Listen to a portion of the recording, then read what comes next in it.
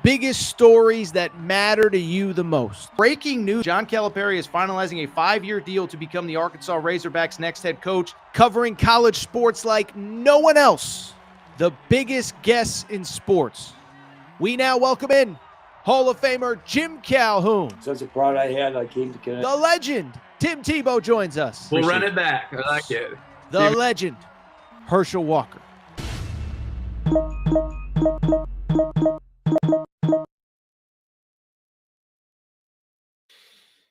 Welcome in, everybody. Thursday night edition, Aaron Torres Sports Podcast. I'm your host, Aaron Torres. Hope everybody's doing well. Hope everybody is having a great day. Hope everybody is ready for what should be a fun pre-Memorial Day weekend edition of the Aaron Torres Sports Podcast. And I want to do something quick right off the top and give credit to you. Yes, you. I'm like Uncle Sam. Thank you. Because we have a great show, and what we're going to do is something a little bit different today. We're going to do a strictly mailbag segment. I put out a tweet probably about noon Pacific time, 2:30 Eastern, and we got some great questions that we are going to react to. It will be all mailbag for the entire show. We'll get out of here for the Memorial Day weekend, and then we'll be back either Monday or more realistically Tuesday for the next episode of the pod.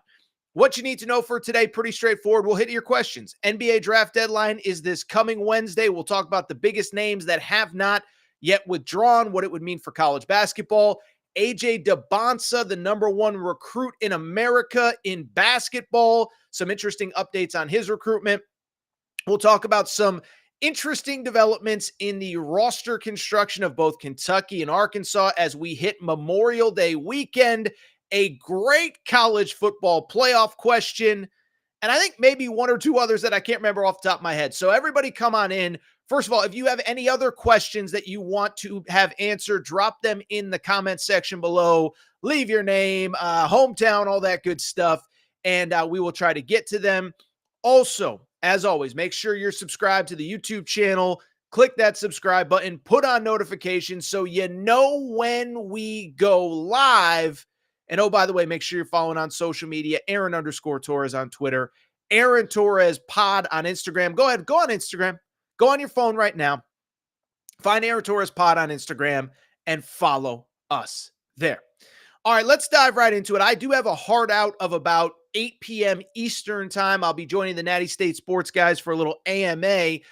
So let's jump right into your questions. This is a mailbag edition. All these questions were submitted by listeners of this show. So producer Matt, let's pop up the first question on this AMA, not the AMA, but basically the AMA Ask Me Anything mailbag edition. Okay. So this question actually did not come from Twitter. Came from a listener of the show who's also a buddy of mine who also happens to be in a pretty in-depth UConn text chat with me. My buddy Dustin in Connecticut, shout out Dustin.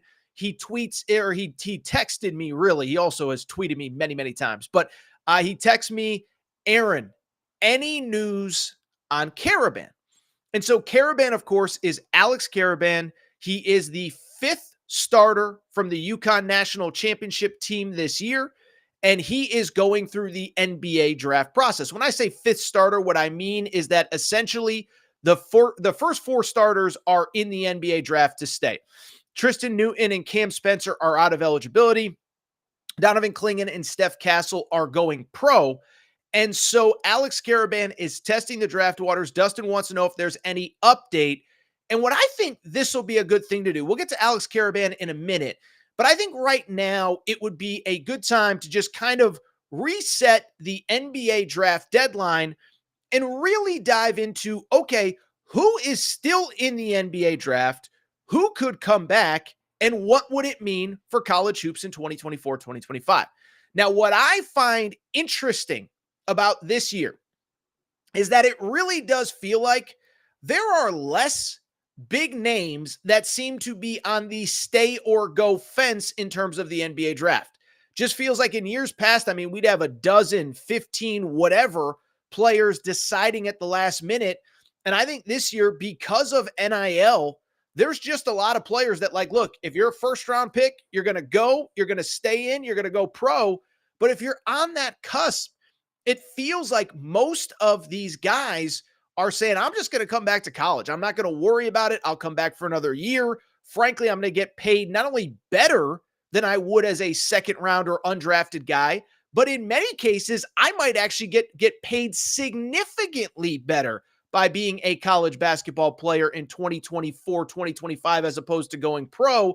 And so what we have seen and what I just find fascinating is the group of players that is in the NBA draft is frankly just not as many as you would think in terms of players that are trying to decide if they want to stay or go, return to college basketball or not.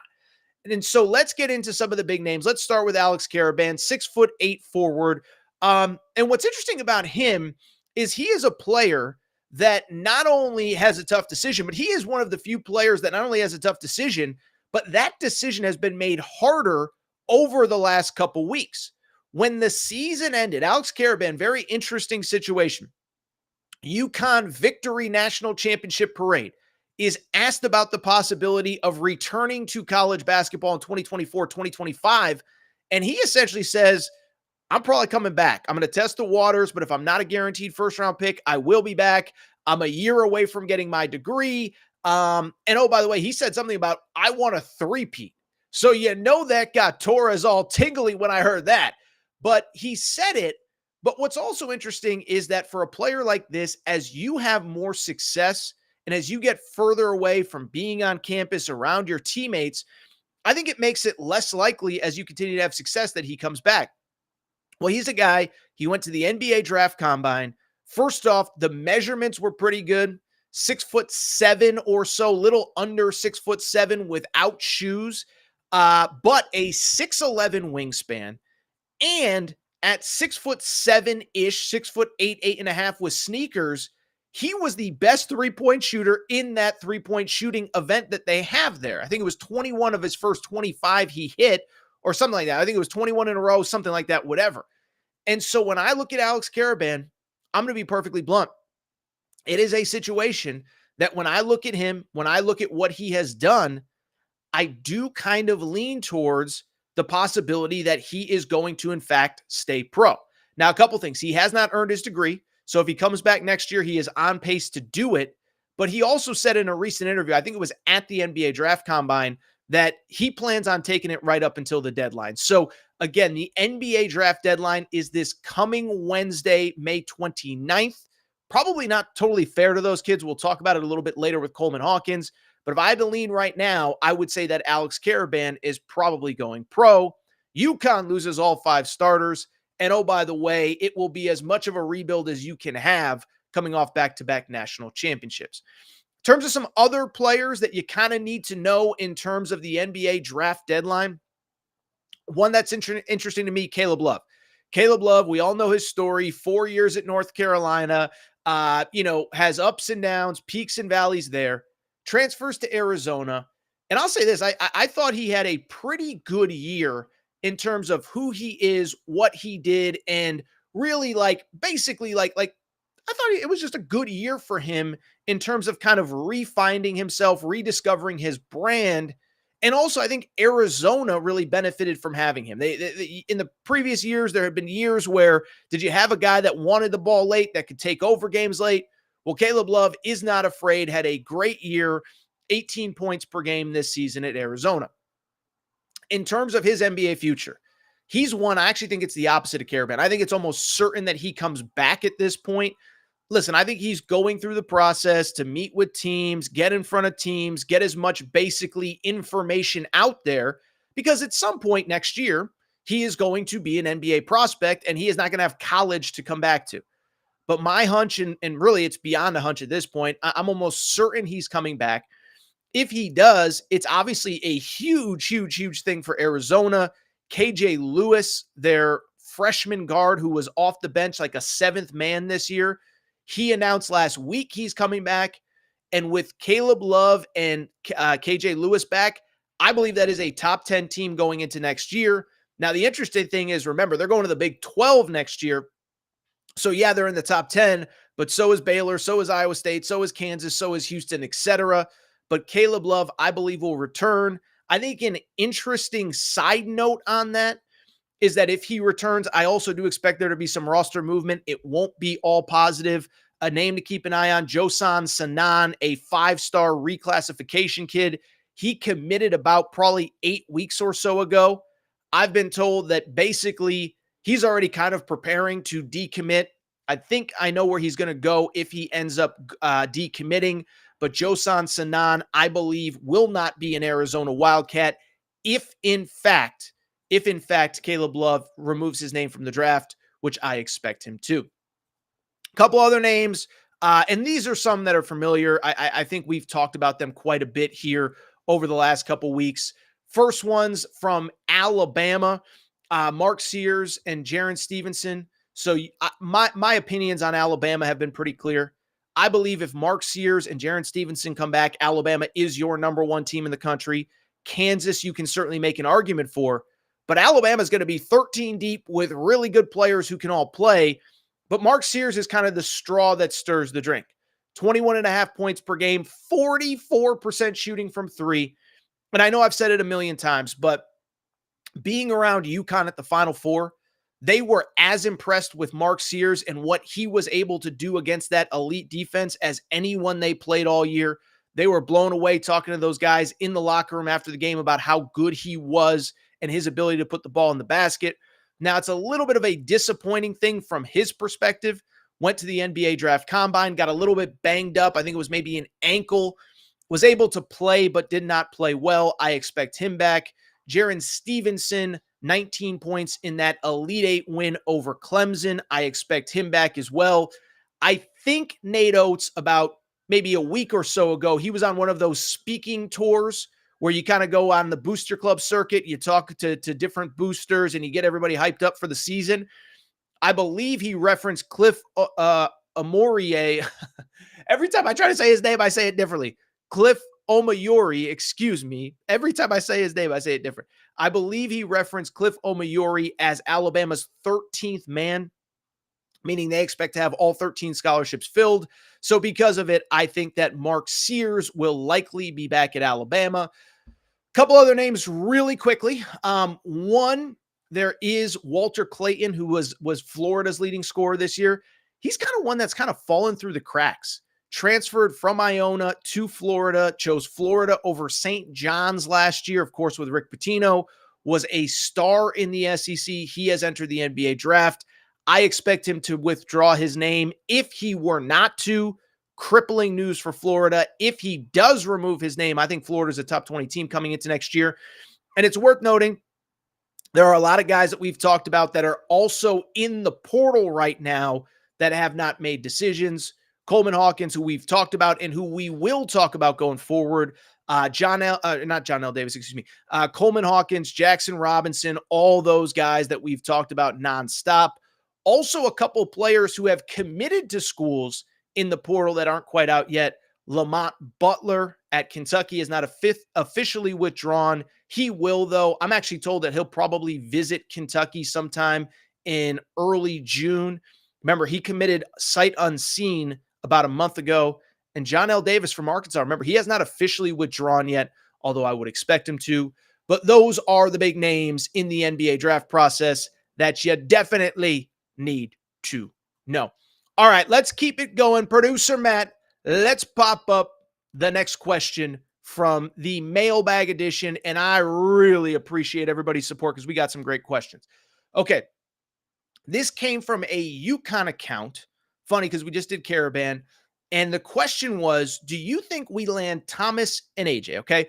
And the context here is pretty straightforward. So on our Torres on UConn page, we put up a tweet a few days ago, basically talking about the first weekend in which coaches were allowed on the recruiting circuit.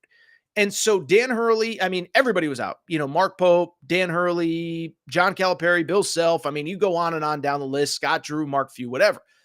And so one thing that our UConn account noticed was that Dan Hurley appears to be big game hunting. He and his staff were at every single game that the number one prospect in America, AJ Dybantsa, was playing in, as well as Malik Thomas, a top 10 guard who they have been on as well. And so the question was, do you think we land both Thomas and AJ? What I'm going to do is kind of what I did in the last question. I'm going to kind of twist it a little bit to kind of talk about what I think is the important conversation here.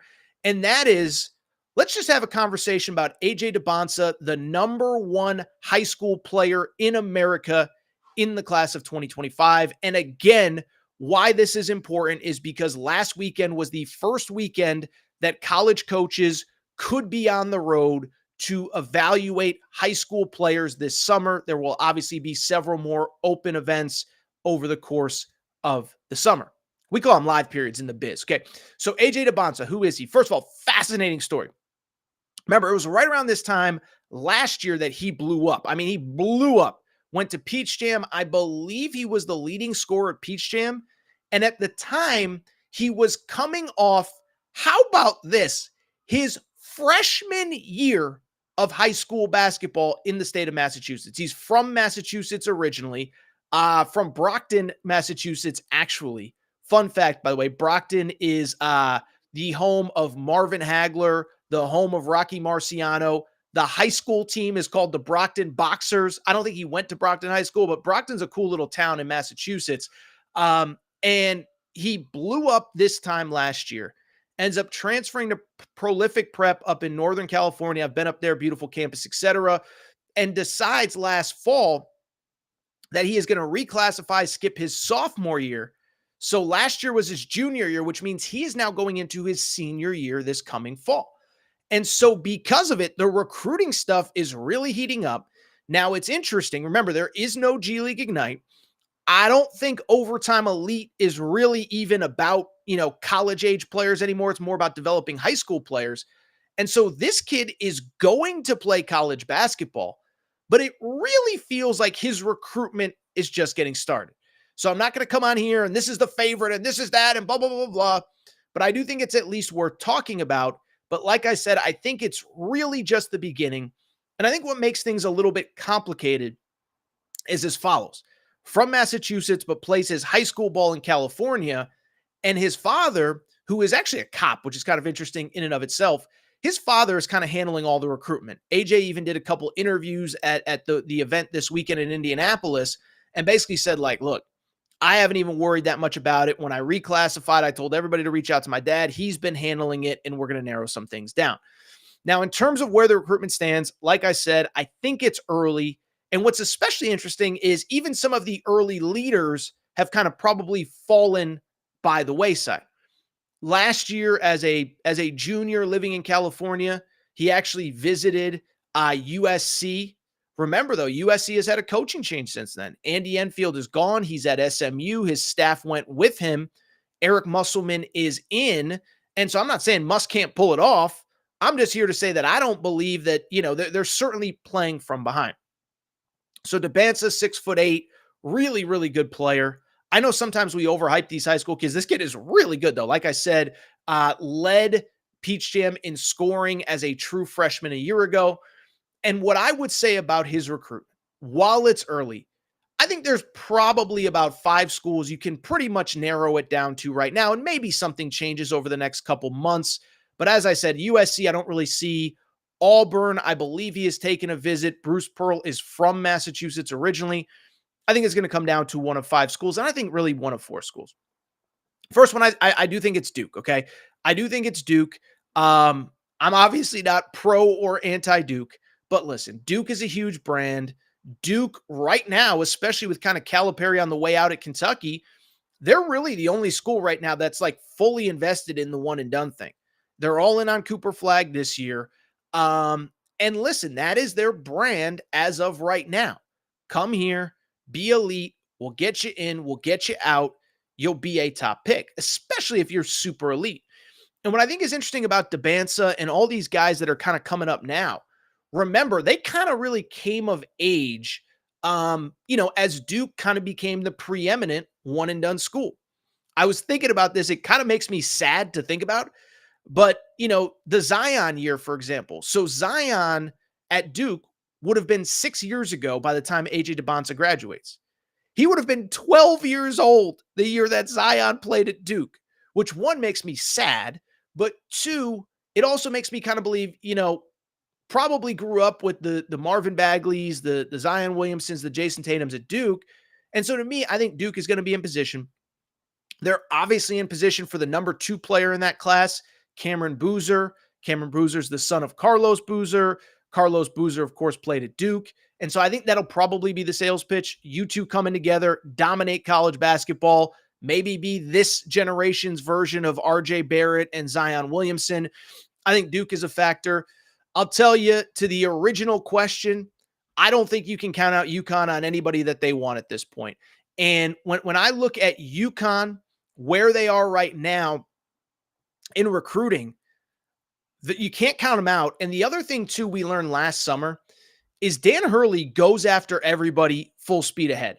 And I think I talked to Tom Moore after the national championship game this year. Tom Moore is Dan Hurley's lead assistant, was also the lead assistant. Well, he's not the lead assistant, but he is an assistant, was also the lead assistant under Jim Calhoun for years.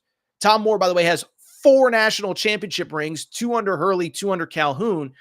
But one thing he said is one of the similarities that they had was that they're not afraid to swing big in recruiting. And so one, UConn shouldn't back down to anybody as the 2-time national champion. But 2, remember, they were full speed ahead with Cooper Flagg. And everybody said they got no shot at Cooper Flagg. They shouldn't even try, whatever. And by all accounts, UConn made it much tougher on Cooper Flagg than people anticipated, even though he ended up at Duke. So Dybantsa, he's from Massachusetts. UConn was at all of his games. I don't think UConn would be there if they thought they had no shot. And so my hunch is that eventually, at some point, UConn probably will get a visit. He's from Massachusetts. The other thing, his father, who I referenced, is handling his recruitment, is a cop. So, he's talked on the record about discipline, accountability. Those are the things that matter to his family. Doesn't get much more discipline than playing in the UConn basketball program right now. I think UConn will be a factor. I think 2 that are certainly interesting to me are Arkansas and Kentucky, because you look at Arkansas and you look at Kentucky, 2 completely different things. Arkansas, Calipari, listen, even in the first EYBL session, which was no coaches were allowed, reporters interviewed Dybantsa, and I believe it was Jack Pilgrim. I read all his stuff at KSR, but I believe AJ told Jack Pilgrim something to the effect of like, Cal reached out right away, and Cal let me know, hey, we're not slowing down.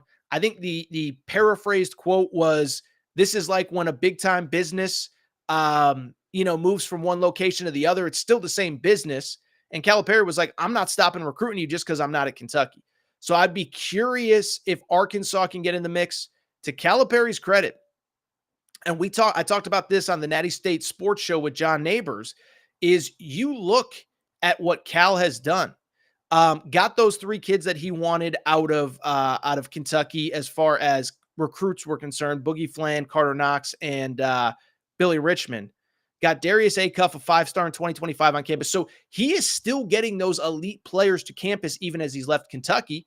Now, to the credit of Mark Pope, he was on the sidelines for every one of Dybantsa's games this past weekend. And so it's clear that Mark Pope is not backing down. And Dybantsa obviously has a great relationship with the University of Kentucky, or at least he's considered going there. I've said it before, Alvin Brooks is elite. Jason Hart, because of his background with G League Ignite, I don't think he's going to be afraid to recruit the best of the best. And so I think Arkansas would be in the mix. And the other one to at least keep an eye on, I would probably say, is the Alabama Crimson Tide. Preston Murphy, the Alabama coach, or the Alabama lead assistant, I believe, coached AJ Dybantsa's high school or AAU or something a year ago or 2 years ago or whatever. So I believe there is a relationship there. But I'll say this for AJ Dybantsa, man, it's going to be a fascinating recruitment. I think it's early, but if I had to guess, by the way, I still do need a haircut. If I did have to guess, my guess would be that it would be one of those first 4 schools that I mentioned: Duke, UConn, Kentucky, or Arkansas. All right, producer Matt, I'll tell you what, let's go ahead, take a quick break. When we come back, got a couple great questions about the roster setup at Arkansas. Was there a piece of news today that impacts how Arkansas puts together its roster? Also, some Kentucky roster stuff and a great college football playoff question. Mailbag edition. Drop a couple of your questions in as well in the live chat. I will be right back. Aaron Torres Pod. Be right back. Before we do, many of you ask me all the time, Torres, what can I do to help support the show? You give me hours and hours and hours of content every single week. What can I do to help you? Well, I'll tell you what, do me a quick favor. Check out the Aaron Torres Media merchandise store for all of your team-specific shirts, hats, and more, all available at aarontorresonline.com/merchandise. A lot of you wondering, Torres, what can I get in that merch store? Well, first of all, we got our brand new Hope and Pope Kentucky basketball t-shirts. That's right. Mark Pope has arrived. He is here to save the day. Get your Hope and Pope t-shirts there. Also, Arkansas fans, the Big Pig Invasion is here. You can get your tees there.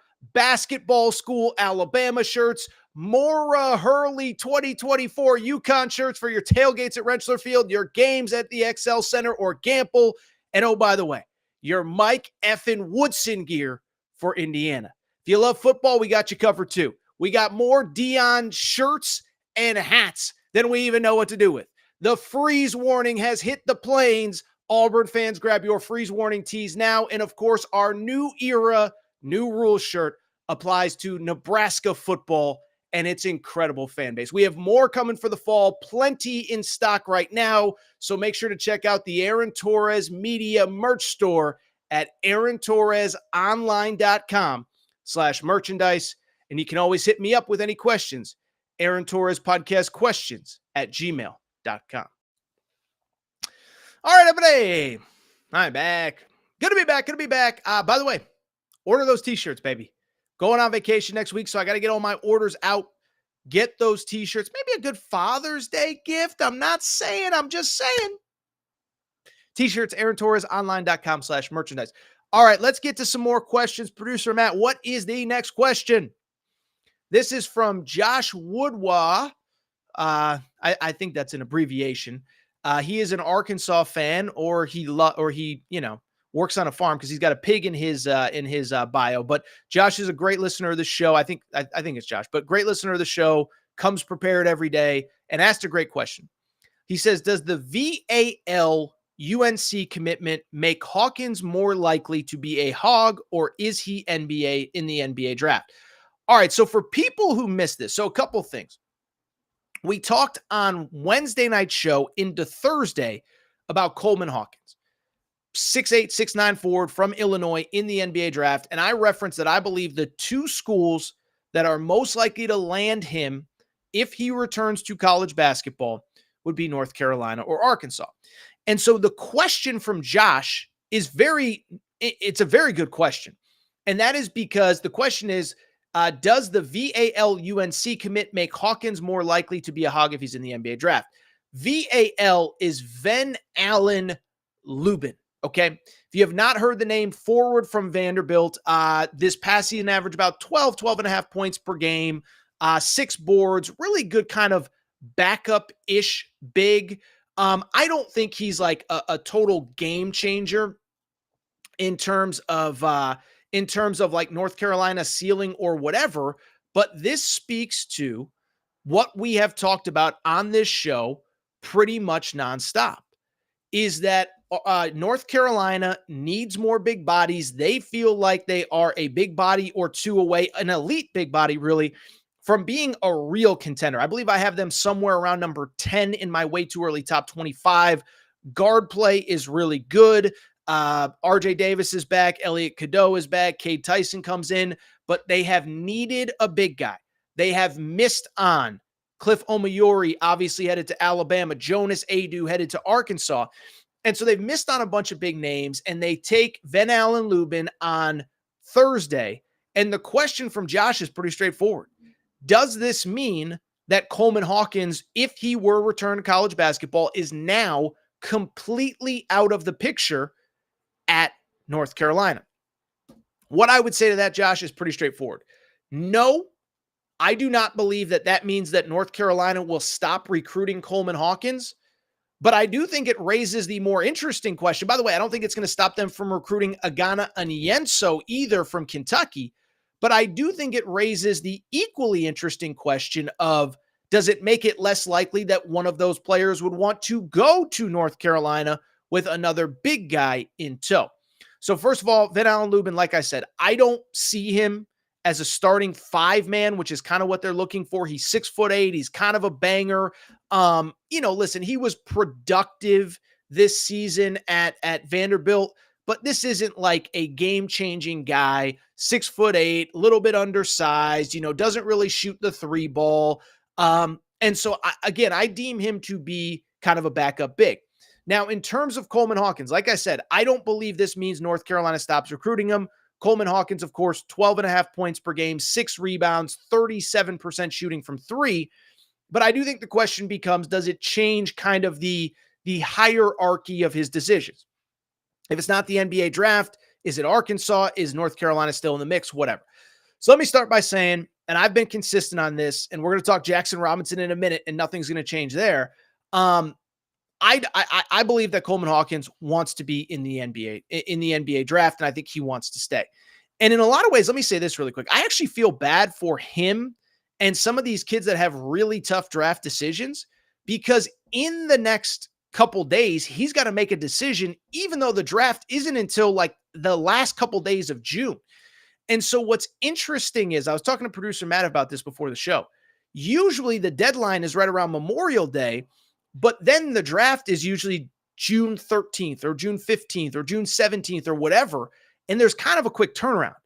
This year, there's almost a month in between. And you think about all those players, that how many workouts they could get in, how many teams they could meet with, and how if you're a Coleman Hawkins, you only have to impress one team to get drafted.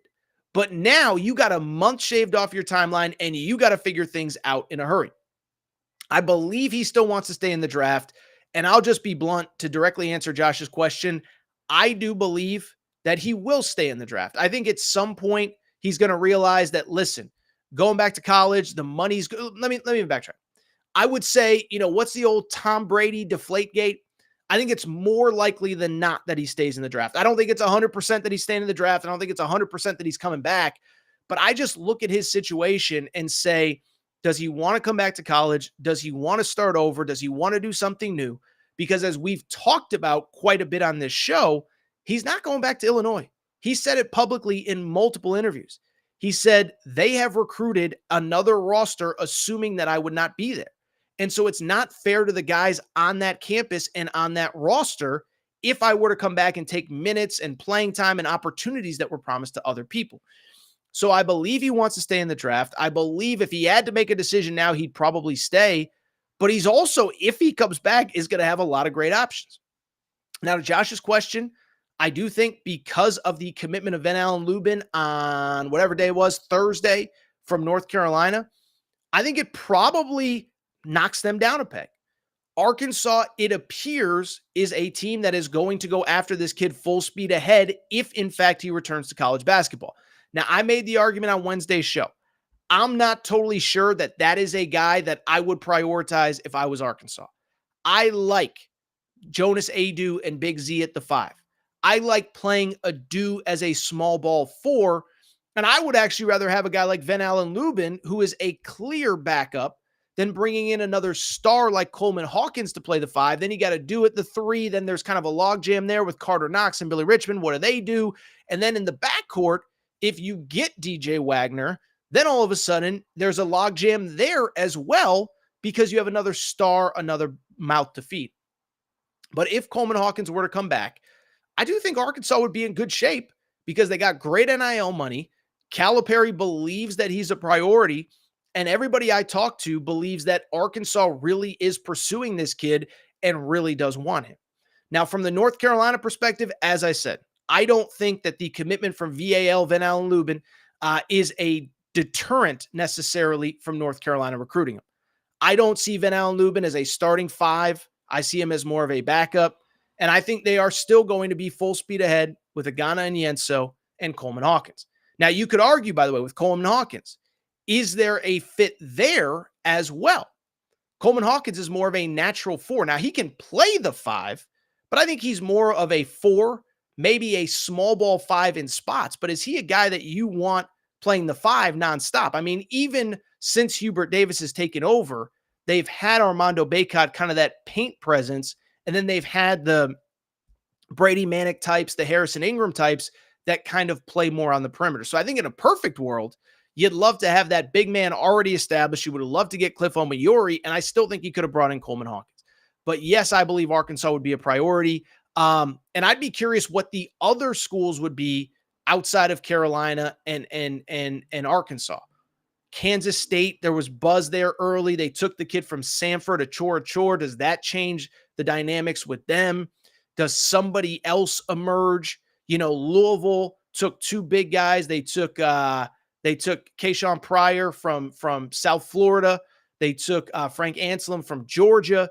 So is Louisville out of the picture? Would they still be in the picture? I would think they would be out of the picture because Pryor is kind of the same player. So absolutely fascinating stuff. But yes, to answer your question, Josh, I do think it probably changes the calculus a little bit if Coleman Hawkins comes back to college basketball.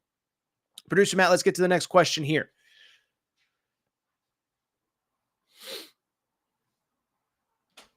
All right. So Chris Healy, this is a great question. So this is a college football related question. And this has to do with the expanded college football playoff. And this was a hell of a question. Chris Healy asks, over under 3.5 teams making the college football playoff from the ACC and Big 12 combined. This is an unbelievable question. Thank you, Chris Healy, buddy of mine.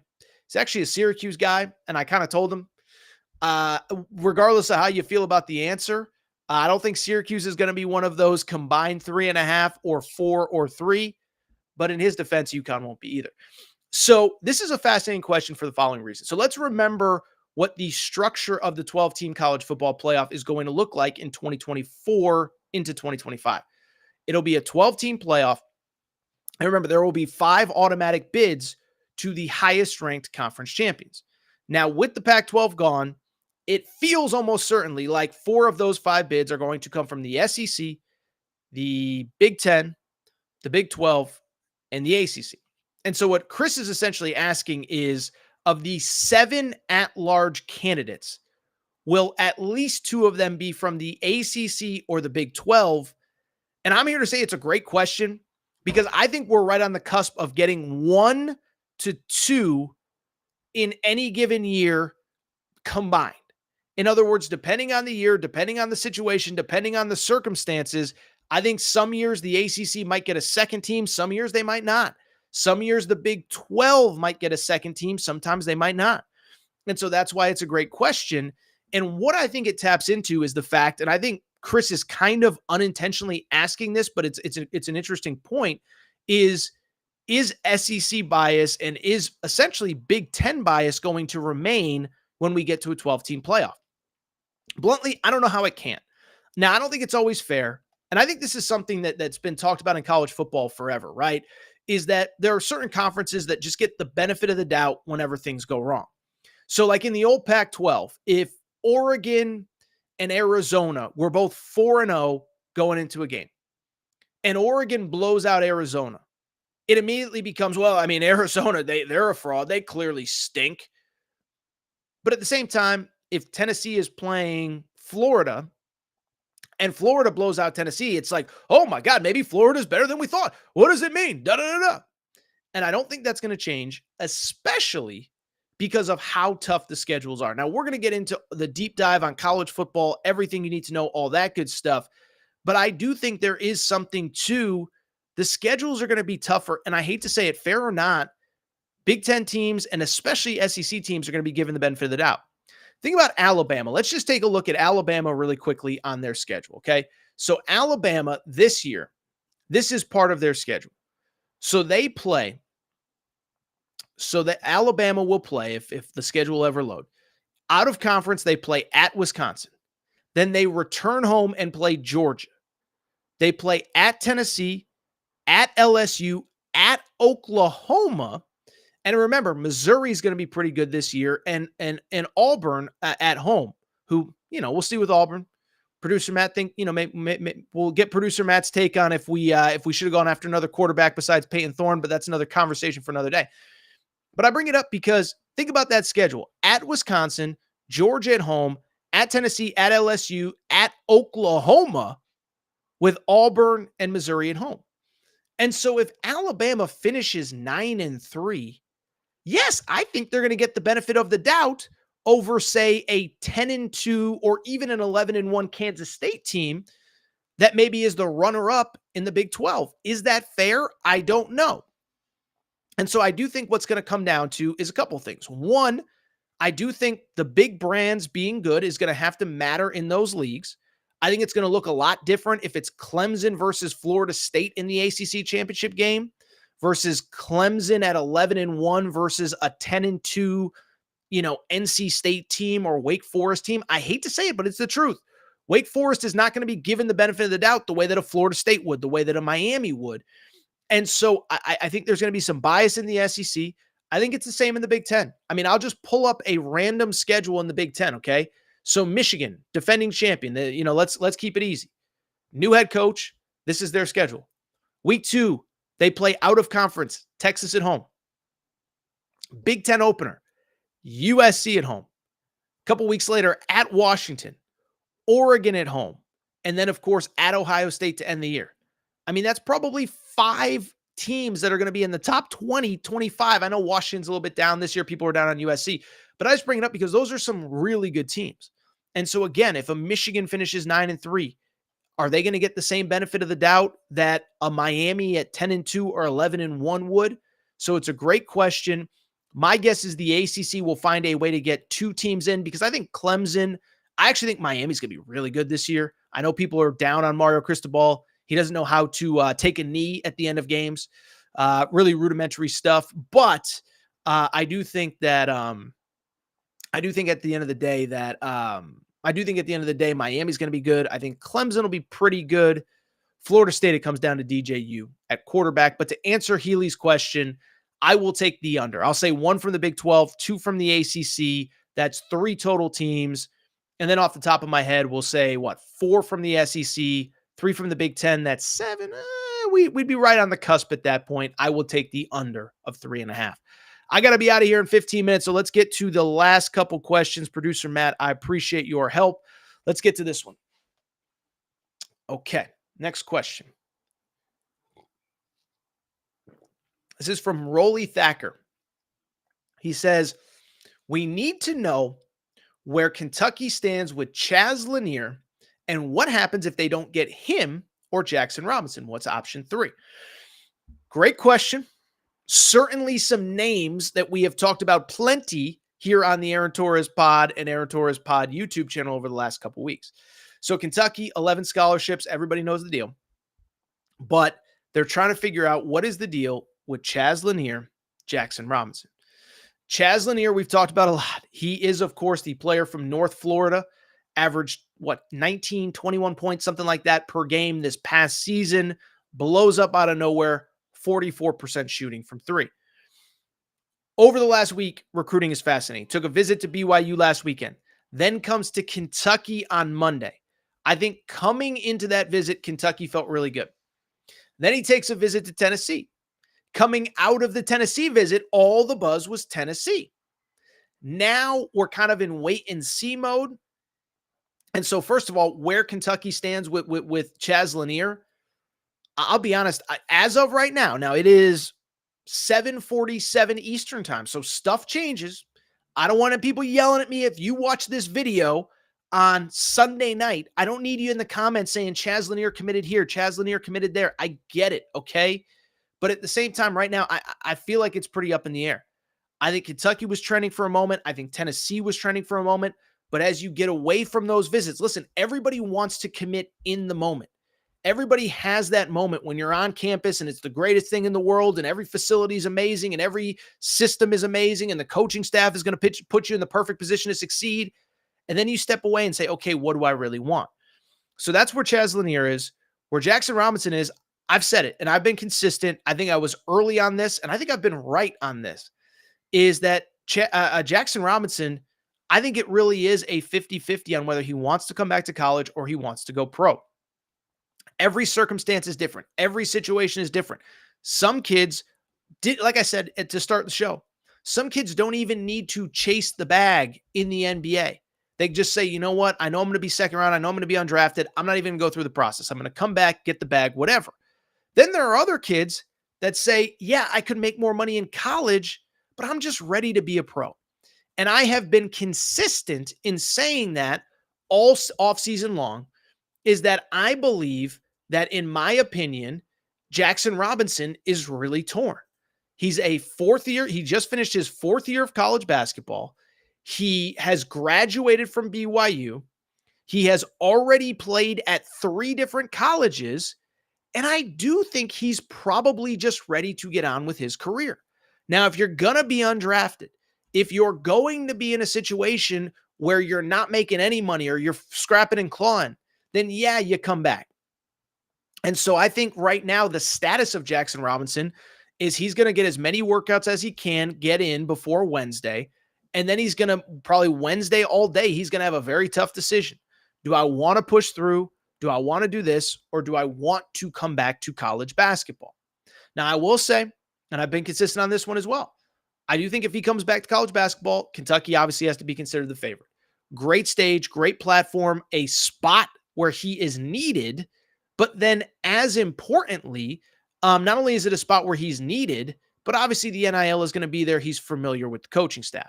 Now, very quickly, because we have a limited amount of time, I got to get out of here right at the top of the hour, is that I do think what becomes an interesting conversation is what if you don't get either? Now, what I'll say about that, I differ from pretty much everybody else in the national media. And I'm not saying they're wrong and I'm right. Everyone's entitled to their opinions. But I'm not as down on Kentucky without Jackson Robinson as everybody else is. And I'll take it a step further. I don't think Jackson Robinson is the absolute game changer that everybody's making him out to be. He was a very good player in the Big 12. Okay, that's fine. He averaged 14 a game. Guess what? I don't think he is John Wall or whatever. Like, I don't think he's the guy that's going to come in and take you from a fringe top 25 team to number 3 in the country. That's not who I think he is. And if you don't get him, I still think Kentucky's good. We've been over this a million times. Lamont Butler, I believe, is capable of getting 14, 15 points a game if he needs to. He's just never been asked to do it. But in that system, he will have success. Andrew Carr averaged 14 points per game as a 6'10 stretch 4 in the ACC. You could average 14 a game for Steve Forbes in the ACC. Guess what? You can come to Kentucky and absolutely do it in the SEC as well. Kobe Brea, the best three-point shooter in the portal. Listen, don't take my opinion on how good Kobe Brea is. Take the opinion of the coaches who recruited him. Again, his final 5 was, what was it? It was UConn, Kansas, Duke, North Carolina, and Kentucky. If that's your final 5, that means that you are really, really, really good and you are going to be a difference maker at Kentucky. And so I have them as a top 15 team right now. Now, would they move up maybe a spot or 2 with Jackson Robinson? Yeah, maybe. But they're not going to go, in my opinion, if I have them at 14, they're not going to go from like 14 to 6 or 14 to 3 or 14 to 2. And I would also say that's what is interesting to me about the possibility of him coming to Kentucky from the other people who rank teams for a living in this industry. Is he going to take somebody from unranked to 19 in the country, from unranked to 13 in the country? Because I don't think he's that kind of talent. If you believe Kentucky is not a top 25 team without him, then I don't know that I think that they should be a top 15 team with him. To me, I think they're a top 15 team without him. He moves them up maybe a spot or 2. And then I think really quickly, the question becomes, again, to Rolly's question, what's option number 3? I'm not as convinced that you need an option 3. I think at that point, it comes down to, is there a reclass candidate? I mean, I think one of the big pieces of news that came out of this weekend with the EYBL stuff was the idea that that Will Riley, 5-star kid in the class of 2025, is planning visits to Kentucky and Alabama. By all accounts, he is a player that most people believe, or at least as of a month or 2 months ago, believed was going to reclassify to 2024. Well, Alabama doesn't have a spot for him in 2024 right now. They're going to be at 13 scholarships unless Jaron Stevenson or Mark Sears goes pro. And so if that's the case, is he staying in 2025? Would he be a candidate to step in 2024 for Kentucky? Probably. But then you kind of get into that cycle that you had with Cal of you're relying on a freshman, 17, 18 years old. So I'd be curious. But to me, I'm not as worried about not getting either as some others. But that's where I think those two things stand. I think we have time for one more question, and we'll have to save a couple of these for another one. Producer Matt, I think there was one more Kentucky question from my buddy Steve Kirk. Let's get to that one. All right. Steve Kirk, guy I know pretty well. I respect. Very interesting backstory on Steve Kirk, by the way. A Kentucky fan living in Connecticut. So you know my man has been in hell the last 2 years watching Dan Hurley steamroll the sport of college basketball. But question from Steve Kirk. Love UK and what Coach Pope has done. My only concern is a lot of fifth-year guys who may think me versus team. Should that be a concern? Steve, great question. Bluntly, no. Now, listen, if you fill all 13 scholarships, are you going to have a roster where all 13 guys are happy every single day with their role? I don't think so. Listen, even if, by the way, that was like a Home Alone, I don't think so. But listen, I think that even if you're a freshman that knows you're not going to play a ton of minutes, even if you're the Ansley Almanor kid, who basically decided I'd rather be the 11th man at Kentucky than be a star at the mid-major level, I do think that no matter what, you're never going to have 13 guys in a locker room happy. I mean, UConn won a national championship. I love them. They had a kid transfer out. Last year, they won a national championship. They had 2 or 3 transfers. This stuff happens. Nothing is perfect. And I think Dan Hurley is doing it at about as high of a level as possible. And so to directly answer your question, no, there's no way all 13 guys are going to be happy every single second of the day. But should it be a concern? I don't believe so. And let me explain why. One thing I give Mark Pope a lot of credit for is that by all accounts, all of these kids, it has been made explicitly clear what their role is going to be and how they fit in. And listen, I'm not anti-Cal. I don't think Cal's going to be as bad as Arkansas, be as bad at Arkansas as some people think. But we all know that when he was at Kentucky, and there's other coaches that do this as well, it was accumulate the most talent possible and then figure it out from there. And I don't think that's how Mark Pope is operating this thing. I know what some of the recruiting pitches were. This is what we think you do well. This is how we think you fit. These are the guys that are playing with you. And this is how we think you will fit with those guys playing with you in this system, in this role. And so one, I give Mark Pope credit because he has made clear to everyone who he has recruited, what the expectations are, what their role will be, how many minutes he expects them to play, and the impact that he expects them to have. I don't think there's going to be a guy that comes in expected to play 32 minutes that plays 14 minutes. I think the other factor is Pope plays a lot of guys, which I do think is important. Listen, all Mark Pope, if somebody comes into his office and says, I expected to play more, Mark Pope's going to be like, one, I already told you what the situation was going to be here. But two, he's going to say, go look at the BYU stat sheet from last year. I play a lot of guys. I've always played a lot of guys. I want to keep you fresh. I want to rotate out. I want this offense to hum. And this is how I run my program. Thirdly, and I think this is an important part, all these guys are coming to Kentucky to try to do something they haven't done. Lamont Butler's played in a national championship. He hasn't won one. Andrew Carr has never played in an NCAA tournament that I'm aware of. I think he transferred before Wake Forest, so maybe he has. Utega Owo was a disappointment. Kirk Kriisa played in a Sweet 16. He wants to get to a Final Four. And so the only reason I bring it up is because all these guys have individual goals, but they have team goals as well. And so to answer your question, should it be a concern? I don't think it should be a concern because at the end of the day, they're playing for the team, they're playing for themselves, but they're also playing for the future as well. if you're a pain in the neck and you're not getting on the court and you're not doing what you're supposed to be doing, that's only going to hurt you in the long run with the NBA draft process. And so I don't believe that's an issue. I am not personally somebody that believes that should be a concern. It's a great question from Steve Kirk. Tell you what, so I got to get out of here. So for people, for the Razorback fans in the chat, and I know it's not all of you, I'm going to go over to the Natty State Sports Discord and do a Q&A there. I guess anybody can come. If somebody wants to come in there and start some nonsense, that's okay. But I'm going to get out of here. I got to run. It is, right at the top of the hour, 8 p.m. Eastern. But here's what I need you to do. First of all, it's Thursday. Everybody, first of all, I'm going to be a dad for a second. Everybody be safe. Everybody be responsible. Memorial Day is a great holiday.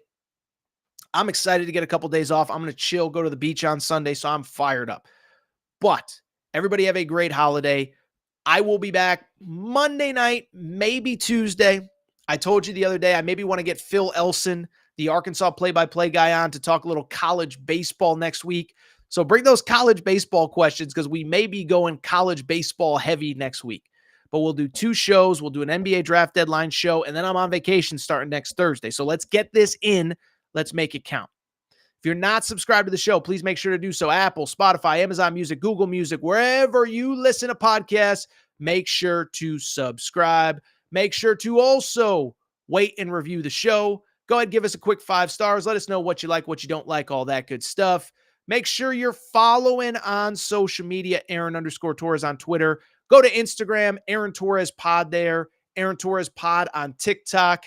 And also on YouTube. I should mention, by the way, on YouTube, make sure that you're subscribed, put on those notifications so that you know when we go live. Thank you for the great questions. You gave us a bunch of clips for us to push out over the course of the next couple days over the holiday. So thank you for your support. If you're not subscribed, make sure to do so. We're closing in on 41,000 subscribers. We just hit 40, but we can get to 41 by the end of the weekend. So let's make sure to do it. Time for me to go. Time for me to get out of here. Shout out to Torrent Craig. Shout out to Rachel, who hates my voice. Shout out to JJ Reddick, you F-head. Unblock me, bro. I will be back Monday, maybe Tuesday. We'll see. Everybody have a safe and happy holiday weekend. I'll be back soon. It's that time. Appreciate you. Aaron Torres